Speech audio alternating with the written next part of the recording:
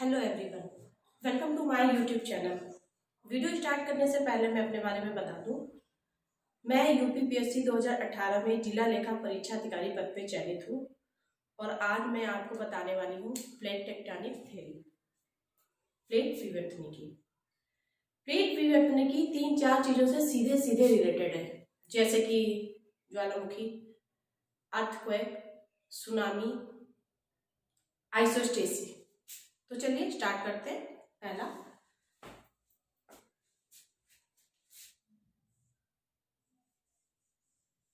जैसा कि हम जानते हैं कि जो हमारी अर्थ सरफेस है वो प्लेटों पे बेस्ड है। तो 7 मेजर प्लेट है, 7 बड़ी प्लेटें हैं। चलिए हम आपको प्लेट दिखाते हैं कितने प्रकार की हैं और किस किस तरीके से मूवमेंट कर रही हैं। ठीक है, उसके लिए हम पहले वर्ड मैप बना लेते हैं।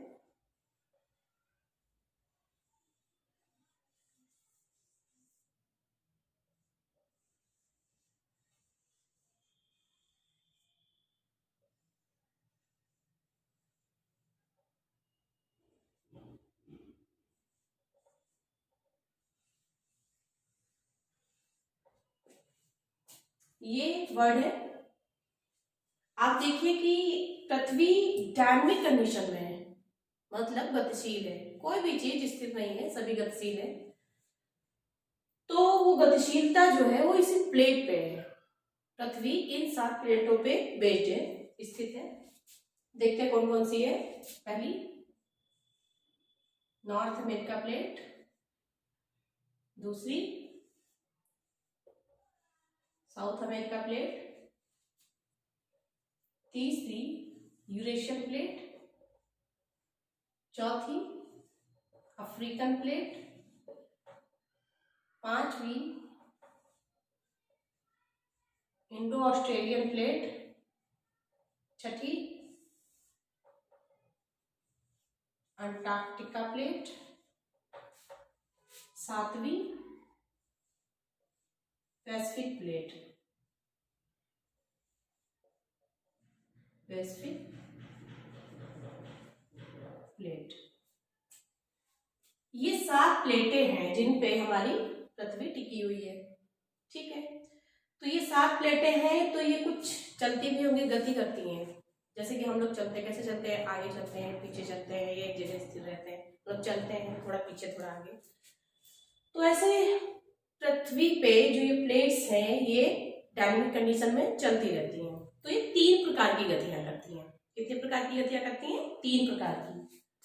इस 3 प्रकार में आप ये देखिए कि एक चीज बता दें कि आप ध्यान रखिए कहाँ कहाँ पे माउंटेन रेंजेस हैं। आगे आप समझेंगे माउंटेन रेंजेस ऐसे क्यों है और यहीं पे बेस्ड है, तो किस तरीके की यहाँ पे गति हो रही है। जैसे यहाँ पे हम जानते हैं कि रॉकीज है, ये रॉकीज है, ये एंडीज है, यहाँ पे एटलस है,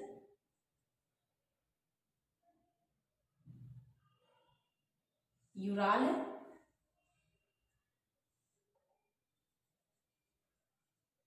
हिमालयास, आल्प्स है, सॉरी ये आल्प्स है,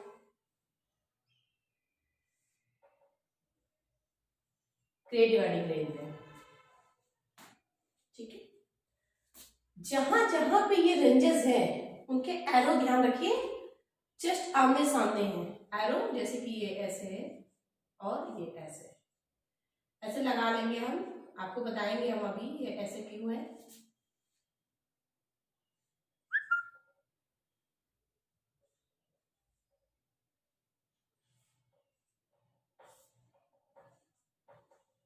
ठीक है, आपने देख लिया ये आपको प्लेट अभिसरण शो कर रहा है। एक मोमेंट है, पहली गति है प्लेट कन्वर्जेंस, सब जगह पे जहां पे माउंटेन रेंजेस है।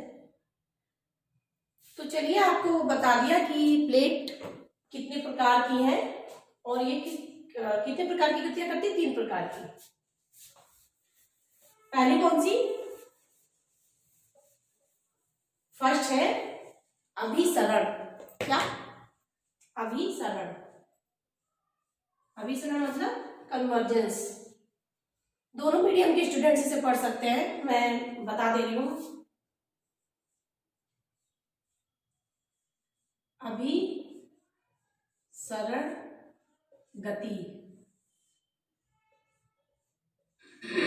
अभिसरण गति, ठीक है। तो मान लिया एक इमेजिनरी प्लेट बनाते हैं, काल्पनिक प्लेट। तो किस प्रकार की गति करती है?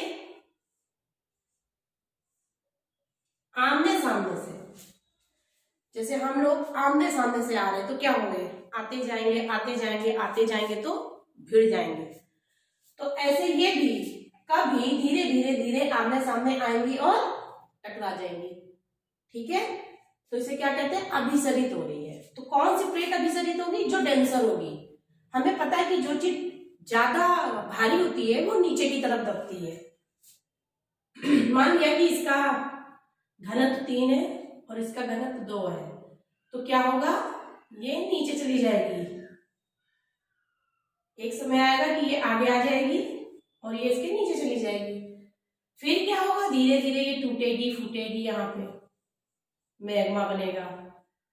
यही मैग्मा जब बाहर आता है, इरप्शन होता है, विस्फोट होता है, ब्लास्ट होता है, तो वो ज्वालामुखी इरप्शन कहलाता है। इसलिए यहां से ज्वालामुखी भी बेस्ड है अभिसरण से ही।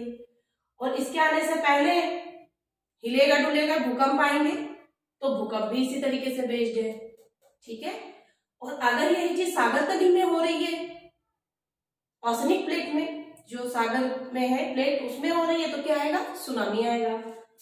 तो ये सारी चीजें अभिसरण वाली जो गति कर रही है प्लेट, उससे संबंधित है। ये जब तक नीचे है तब तक क्या है? मैग्मा है। ज्यादा ताप और ज्यादा दाब, ज्यादा दबाव और ज्यादा टेम्परेचर, ताप की वजह से इसमें एक समय ऐसा आएगा कि क्या होगा? विस्फोट। तो चलिए विस्फोट करा देते हैं। कहीं भी विस्फोट हो सकता है, जहां भी मान लीजिए चलते चलते संवहन सिद्धांत आगे आप पढ़ेंगे, उसके तहत ये चीज चलती रहती है, साइकिल इसकी। तो कहीं भी विस्फोट हो सकता है, यहां भी हो सकता है, यहां भी हो सकता है, या कहीं यहीं से निकल आएगा, ठीक है। तो क्या बन गया यहाँ पे? यहाँ पे वोल्केनो, वोल्केनो बन जाएगा। यहां से फटा, क्या बन गया? वोल्केनो, ठीक है। वोल्केनो और द्वीप कहीं भी फटेगा, सागर तली में द्वीप बन सकता है। कृष्ण महाद्वीपे, उसमें महाद्वीपे पे टिपे होगा, कॉन्टिनेंट्स पे होगा, कुछ ज्वालामुखी बन सकता है। वलित पर्वत, फोल्डेड माउंटेन्स इसी से बनते हैं। तो मान लीजिए सागर तली के पास एक छोटा सा द्वीप बन गया, द्वीप मतलब आइलैंड, ठीक है। तो ये टूटा, तो मान लीजिए वोल्केनो बना, कहीं द्वीप भी बन गए। तीसरी चीज ट्रेंच। देखिए ट्रेंच कैसे बनेगा?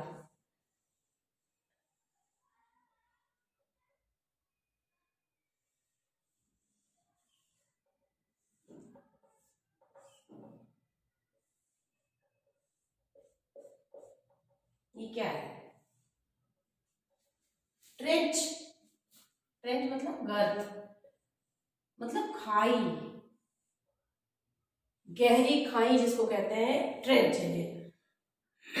तो इस ट्रेंच में धीरे धीरे धीरे धीरे कभी ऐसा होगा कि चीजें भरती जाएंगी, भरती जाएंगी, भरती जाएंगी, ठीक है। लिथिफिकेशन होगा, मतलब स्थलीकरण, ठोस हो जाएगा। अब चूंकि पृथ्वी तो डायनामिक कंडीशन में है, वो तो लगातार चल रही है ना, चलायमान है, स्थिर तो नहीं है, तो चलती रहेगी।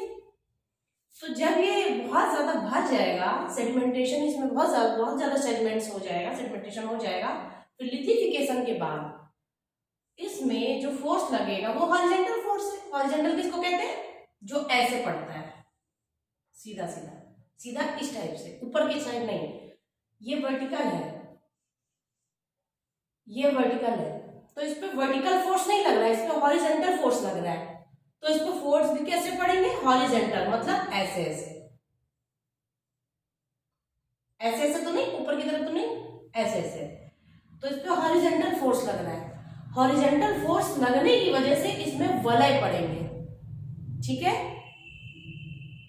और ये वलित पर्वतों की शुरुआत हो जाएगी बनने की।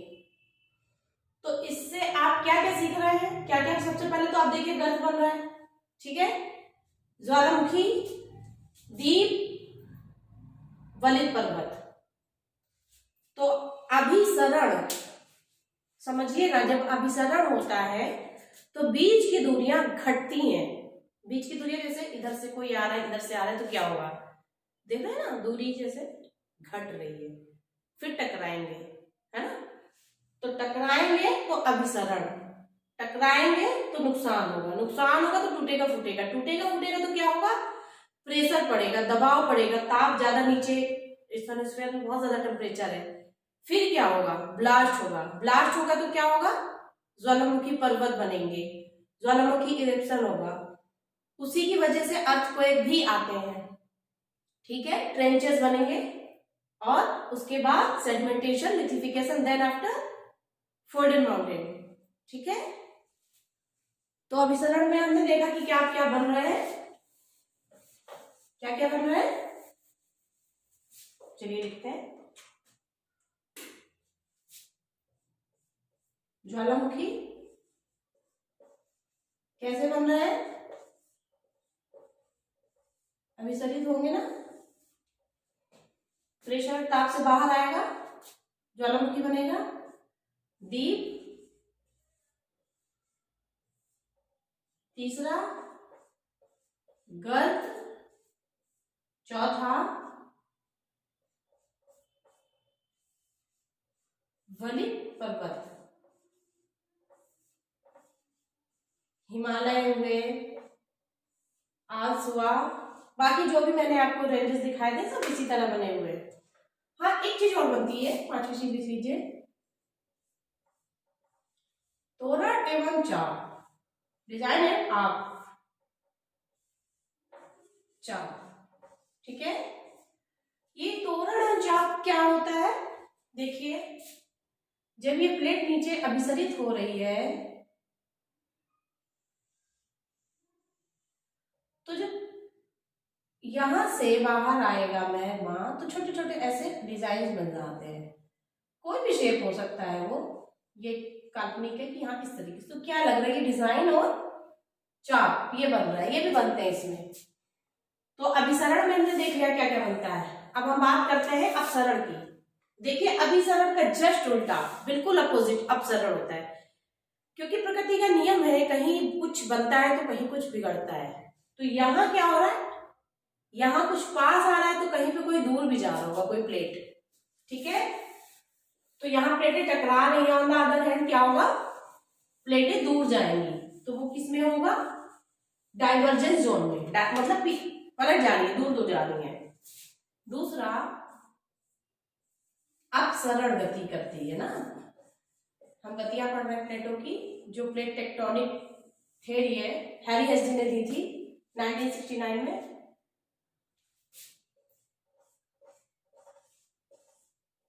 तीन प्रकार की गति करती है, दूसरा पढ़ रहे हैं अपसरण गति। इसमें क्या होता है, फिर से बनाएंगे काल्पनिक प्लेट।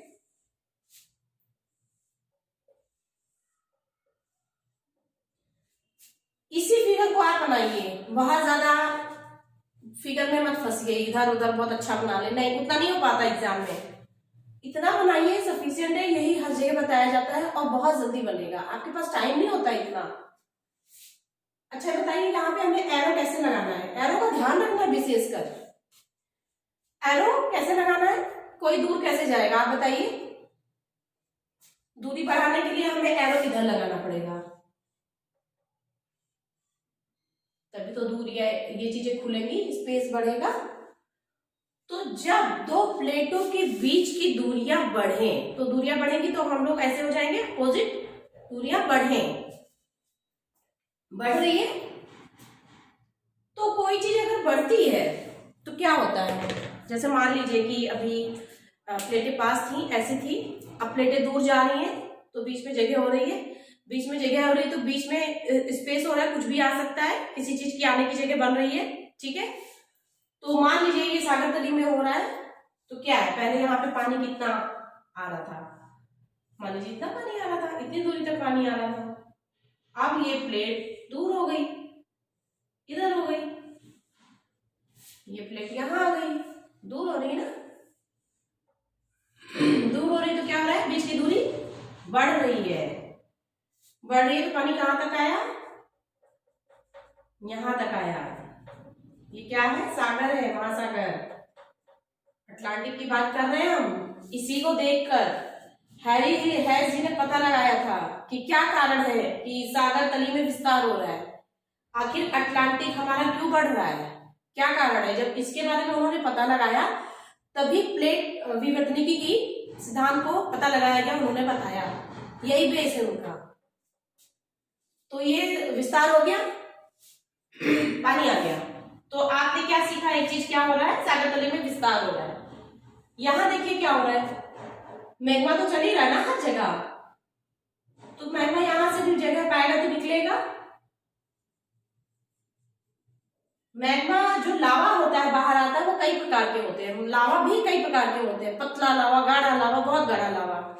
तो जो पतला लावा है वो क्या होगा, भूखंड से, प्लेट से चिपक जाएगा, बाहर ही आते फैल जाएगा, फैल जाएगा तो क्या होगा, कॉन्टिनेंट मोटे हो जाएंगे, मतलब नई क्रस्ट बन जाएगी उसके ऊपर।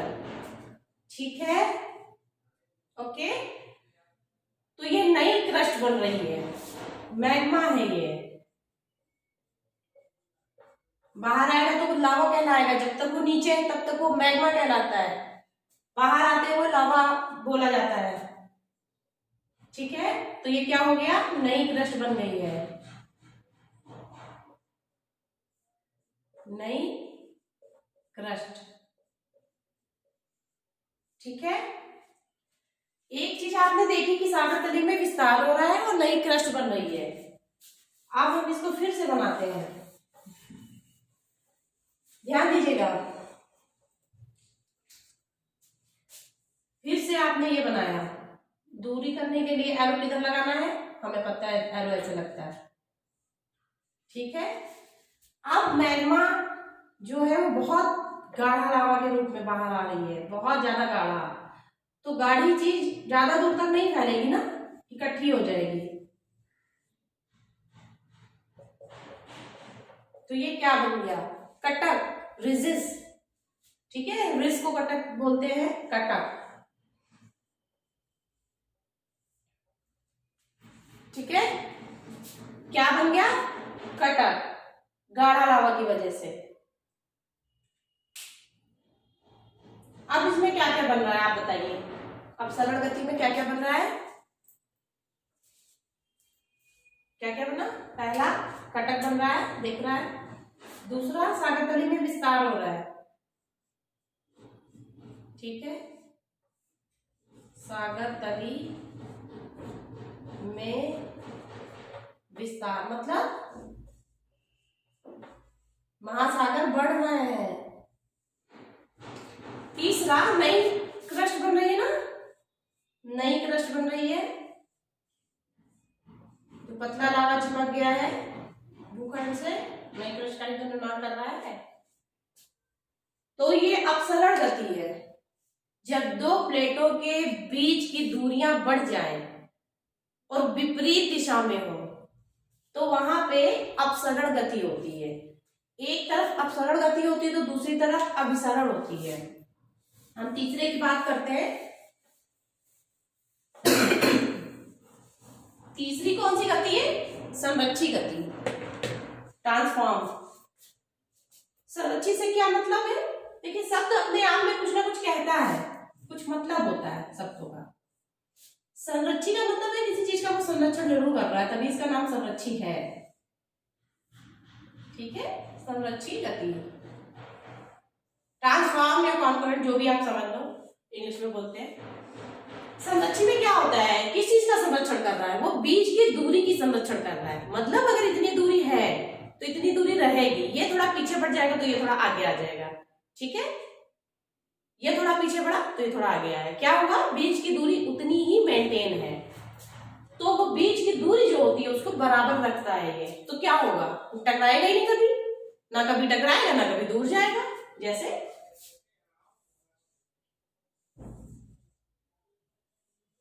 ये देखिए,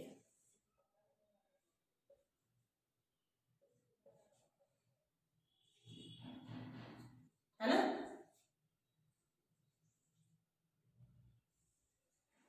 बीच की दूरी मेंटेन रहेगी।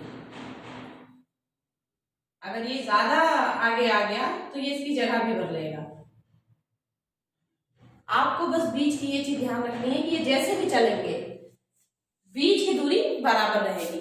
तो इससे क्या होगा, इससे कोई लैंडफॉर्म्स तो नहीं बनेंगे, लेकिन यहाँ पे भूकंप आएगा और बहुत तेजी से आएगा। अब हम आपको दिखाते हैं, जैसा कि पहले मैंने वर्ड मैप बनाया था, सारी चीजें वर्ड के उससे आपको दिखाते हैं।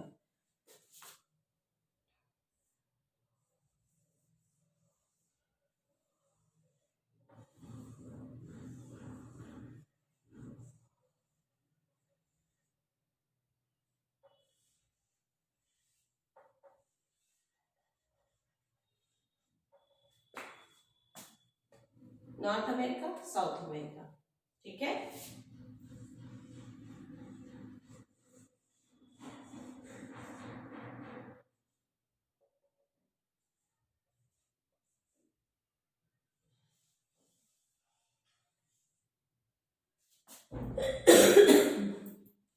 हमने आपको बताया था कि यहाँ पे रॉकीज है, रॉकी माउंटेन, यहाँ पे एंडीज है, यहाँ पे ग्रेट डिवाइडिंग रेंज है, हिमालयाज है, ठीक है।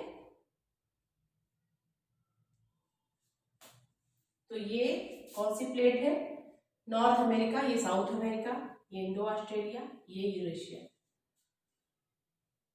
तो आप अभिसरित की कैसे एरो, मतलब कैसे एरो लगती है, आप एरो लगा लीजिए, दिमाग क्या मतलब समझ लीजिए एक बार कॉन्सेप्ट, दिमाग याद करने की कुछ भी जरूरत नहीं है।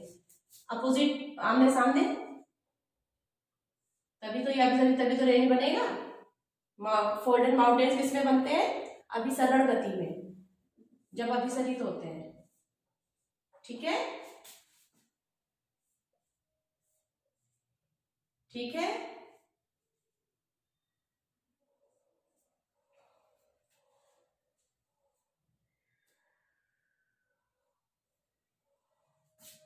अगर यहाँ पे कन्वर्जेंस जोन है तो ये पूरा का पूरा एरिया कहीं ना कहीं से कुछ ना कुछ कर रहा है या डिस्टर्ब है।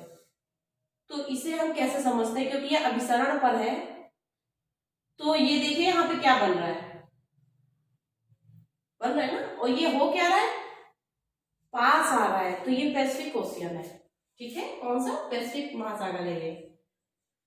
तो ये छोटा हो रहा है, मैंने आपको बताया था उसमें, एक में सागर तली का विस्तार हो रहा है तो कहीं दूसरी जगह पे छोटा भी हो रहा होगा, तो ये छोटा हो रहा है क्योंकि कंप्रेस हो रहा है ये, ठीक है। अच्छा, तो यहाँ पे ट्रेंच भी बनने चाहिए, ट्रेंचेस बनते हैं ना अभिसरण गति में, तो आप देख रहे होंगे कि पैसिफिक ओशियन में ट्रेंचेस बनते हैं, अटलांटिक में कटक बनते हैं, रिजेस। उसका कारण क्या है, उसका यही कारण है। अब इधर आप आ जाएंगे, इधर मतलब अटलांटिक पे, तो इस तरीके का एरो बनेगा, मान लीजिए अटलांटिक है, मान लीजिए अटलांटिक है, इस चीज को भूल जाइए थोड़ा। तो क्या हो रहा है, यहाँ पे चीजें दूर जा रही हैं, दूर जा रही है तो क्या होता है, बीच में नई क्रश बनती है या रिजेस बनते हैं या सागर तली में विस्तार होता है। तो यही कारण है कि अटलांटिक महासागर में हमें सबसे ज्यादा कटक दिखते हैं, टेलीग्राफिक कटक, डॉल्फिन कटक, नीचे मिड अटलांटिक बेसिन के पास, वेल्विस के पास, ये सारे कटक हैं, आगे हम आपको बताएंगे, सिलेबस में है। तो एक तरफ ट्रेंच बन रहा है तो दूसरी तरफ कटक बन रहा है, तो यही कारण है कि पैसिफिक में सबसे ज्यादा हमें ट्रेंच दिखते हैं, मैरियाना ट्रेंच सबसे बड़ा ट्रेंच इसी में है। अब हम आपको बताते हैं दूसरी गति, दोनों गति हो गई, तीसरी में कोई लैंडफॉर्म नहीं बनते। अब हम बताते हैं किस तरह प्लेट टेक्टोनिक हमारी ज्वालामुखी की निर्माण की उत्पत्ति की व्याख्या करती है, कैसे करती है। ये देखिए, जब प्लेटें नीचे जाएंगी, टकराएंगी, फिर से वही प्रेशर एंड टेम्परेचर बढ़ेगा तो ब्लास्ट होंगे। तो ये एरिया क्या कहलाता है, ये पूरा देखिए रिंग फॉर्म में है। ठीक है, हम अभी क्या पढ़ा रहे हैं आपको, ज्वालामुखी के बारे में। तो ज्वालामुखी की दो पेटियां हैं बेसिकली। पहली परिप्रशांत पेटी, परिप्रशांत पेटी, ये दरअसल क्या है, कौन सा मार्जिन है, ये कन्वर्जेंस मार्जिन है, परिप्रशांत पेटी। इसको समझने के लिए आप समझ लीजिए ये अभिसरित हो रही है यहाँ पर प्लेटें, अभिसरण की गति चल रही है। ठीक है, अभिसरण हो रहा है। तो एरो कैसे बन रहा है, एरो ऐसे बन रहा है, इसीलिए यहाँ पे ज्वालामुखी का निर्माण हो रहा है। ठीक है, circumpacific belt called as in English, और हिंदी में परिप्रशांत पेटी, इंग्लिश में रिंग ऑफ फायर भी आप बोलते हैं इसको, रिंग ऑफ फायर। तो देख रहे हैं आप रिंग ऑफ फायर सारा यहाँ पे, यहाँ वोल्केनिक इरप्शन, जापान है, जापान के आइलैंड है, फिलीपींस है, ठीक है, इंडोनेशिया में, और ये इधर हवाई वगैरह। तो ये तो आपकी एक बेल्ट हो गई जो ज्वालामुखी के बारे में बता रही है, और यही बेल्ट वो है जहां पे अर्थक्वेक भी सबसे ज्यादा आते हैं। ज्वालामुखी से बनने से पहले ऐसे तो अचानक से तो आ नहीं जाएगा, पृथ्वी हिलेगी डुलेगी, जो हिलेगी डुलेगी तो उसी को तो भूकंप कहते हैं। तो भूकंप की भी बेल्ट यही है। आप अगर भूकंप के बारे में आए तो यही मैप देंगे, सुनामी के बारे में आए तो भी यही मैप देंगे, अर्थक्वेक के बारे में पूछ रहा है, ज्वालामुखी इरप्शन के बारे में पूछ रहा है, कुछ भी पूछ रहा है, फोल्डेड माउंटेन्स पूछ रहा है, आप एक सिंगल मैप। भूगोल सबसे अच्छी बात यह है कि एक चीज पढ़िए आप, हर जगह इसका एप्लीकेशन है, आप देख सकते हैं इस चीज को। अच्छा, आइसोस्टेसिस के बारे में हम बात कर रहे थे कि ये क्या होता है, भू संतुलन, समस्थिति। इसका मतलब स्थिरता से नहीं है, क्योंकि पृथ्वी तो स्थिर है ही, स्थिर थोड़ी ना है, वो तो डायनेमिक है, गतिशील है। तो क्या मतलब, कोई स्थिर थोड़ी ना रहती है, अपने सामंजस्य बिठाए रखती है, एडजस्ट करती है। कैसे एडजस्ट करती है, एक तरफ प्लेट टूट फूट रही है ना, तो दूसरी तरफ बन रही है, निर्माण हो रहा है। एक तरफ पानी के अंदर सेडिमेंट जा रहा है तो दूसरी तरफ कट भी रहा है, मतलब एक जगह डिपोजिशन हो रहा है तो एक जगह इरोजन हो रहा है, एक जगह अपर्दन हो रहा है तो एक जगह निक्षेपण हो रहा है। तो ये साइकिल बराबर रहती है, वो झूला ऊपर नीचे, कभी ये नीचे कभी ये ऊपर, ऐसे ही ये भी चलती रहती है। कभी आपने सोचा है कि हमारी पृथ्वी पे पर्वत है, पठार है, हिमालय है, इतना ऊंचा है ना, झील है, नदियां हैं, मैदान है, किसी किसी की हाइट तो इतनी ज्यादा है, किसी की इतनी कम है, फिर भी सब पृथ्वी पे बैलेंस है। क्या कारण है कि जो हाई डेंसर चीज है, भारी चीज है, वहां पे धंस क्यों नहीं जाती, पृथ्वी नीचे क्यों नहीं चली जाती, फट क्यों नहीं जाती? होता है जब बहुत ज्यादा, जब यही होता है आइसोस्टेसिस में, जब डिसबैलेंस हो जाता है ना, बैलेंस नहीं बन पाता तो होता है, लेकिन कब तक नहीं होता है, जब तक वो अपनी समस्थिति बनाए रहती है।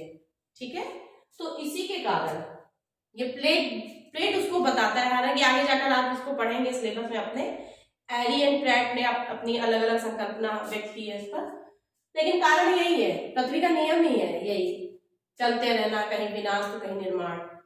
तो इस तरीके से पृथ्वी अपने आप को संतुलन स्थापित करती है, सामंजस्य बिठाती रहती है। अब जब वो सामंजस्य बहुत ज्यादा ओवर हो जाता है, किसी हम ही लोगों पे कोई भी चीज ऊपर ओवर हो जाता है तो क्या होगा, भूकंप आएंगे, ज्वालामुखी फटेंगे। तो ये एक बेल्ट आपने देखी, यही बेल्ट दोनों तीनों चीजों में काम आएगी। अब दूसरी बेल्ट के बारे में हम बता दे रहे हैं आपको। दूसरी बेल्ट क्या है, मध्य महाद्वीपीय पेटी, मध्य महाद्वीपीय पेटी। देखते हैं, इंग्लिश में मिड कॉन्टिनेंटल बेल्ट। मध्य बोल रहा है और महाद्वीपीय भी बोल रहा है। दोनों को डिकोड करिए, मतलब महाद्वीपों के बीच से। तो महाद्वीपों के बीच से कैसे, आइए देखते हैं।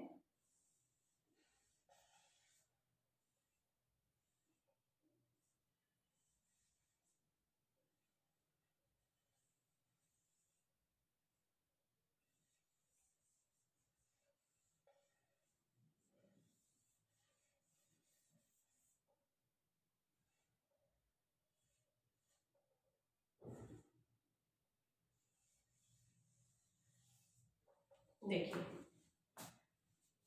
यहाँ हिमालयाज है, सीधी सी बात है, अभिसरित की प्लेट कहीं ना कहीं यहाँ पे हिलेगा डोलेगा, भूकंप आएगा, भूकंप जो है इसीलिए भूकंप का जोन है। तो ये वाली जो बेल्ट है, ये वाली कॉन्टिनेंट के बीचों से होके, देखिए ये इस्तांबुल, लिपाई, इटली के पास सारी चीजें, ये कौन सी बेल्ट है? भूकंप की भी यही बेल्ट है, ज्वालामुखी की भी यही बेल्ट है, ठीक है। ये वाला क्या था? रिंग ऑफ फायर, पैसिफिक, और ये मिड कॉन्टिनेंटल बेल्ट है, ठीक है। आगे आपको बताएंगे ज्वालामुखी कितने प्रकार के हैं और क्या कारण है कि यहाँ पे सबसे ज्यादा ज्वालामुखी है और सबसे ज्यादा एक्टिव है। सबसे ज्यादा एक्टिव, सबसे ज्यादा ज्वालामुखी कहाँ बनेंगे? जो सीधी सी बात है, जो प्लेट सबसे ज्यादा बहुत जल्दी अभिसरित होने वाली है वही तो होंगे। तो आपने ये प्लेट विवर्तनिकी सिद्धांत को पढ़ लिया अच्छे से, जो कि सागर तली के विस्तार पे आधारित थी। इसी को देखते हुए हैरी हेस जी ने, महोदय जी ने पता लगाया था। और कितने प्रकार की गति करती है, हमने क्या क्या पढ़ लिया। पृथ्वी कितने प्लेटों पे स्थित है? 7 प्लेटों पे, आपने देखा। दूसरा, कितने तरीके की ये प्लेटें गतियां करती हैं, उन गतियों में क्या क्या लैंडफॉर्म्स बनते हैं और उनका क्या रिलेशन है बाकी ज्वालामुखी पर्वतों से, उनके निर्माण से, वलित पर्वतों से, दीप से, तोरण से, चाप से, नई क्रस्ट बनने से, सारी चीजें आप इसी में एक्सप्लेन। इससे पहले भी कई थ्योरीज आई हैं, आपने पढ़ा भी होगा, सुना भी होगा, कोबर वैगनर। वैसे ये क्लास न्यू, बिल्कुल जो बच्चे 0 पे हैं उनके लिए नहीं है, ये एक डेमो क्लास है। आगे मैं 2-3 डेमो क्लासेस दूंगी, उसके बाद अगर ये लोगों को समझ में आएगा, आप लोगों के फीडबैक से पता चलेगा, तो मैं 0 से पूरा 100 तक आपको यहाँ पे कवर करूंगी, A to Z। हर तरीके की गाइडेंस मिलेगी। मैंने देखा है अपने प्रिपरेशन के दौरान कि बहुत से ऐसे एस्पिरेंट हैं जिनमें बहुत डेडिकेशन है, लेकिन कहीं ना कहीं गाइडेंस नहीं मिल पा रहा है। कुछ प्रॉब्लम है, आंसर राइटिंग है, ऐसे कैसे लिखें, हिंदी में क्या करें, GS में क्या करें, ऑप्शनल में क्या करें, नहीं पता है। अगर उन्हें थोड़ा सा गाइडेंस मिल जाए, कोई गाइड अच्छा करने वाला हो या थोड़ा सा बता दे इस तरीके से, तो शायद वो बहुत जल्दी कर सकते हैं, क्योंकि वो बहुत मोटिवेटेड रहते हैं, सेल्फ मोटिवेटेड रहते हैं, साथ में बहुत डेडिकेटेड होते हैं। तो यही सोच के हमने सोचा था जब मैं सेलेक्ट हो जाऊंगी तो मैं ये काम करूंगी। तो ये एक डेमो क्लास है, आप लोग बताइएगा आगे अगर ये समझ में आता है तो फिर मैं नेक्स्ट वीडियो में मॉनसून पे बनाने वाली हूँ, वो भी बहुत अच्छा टॉपिक है। आई होप आप लोग को समझ में आएगा।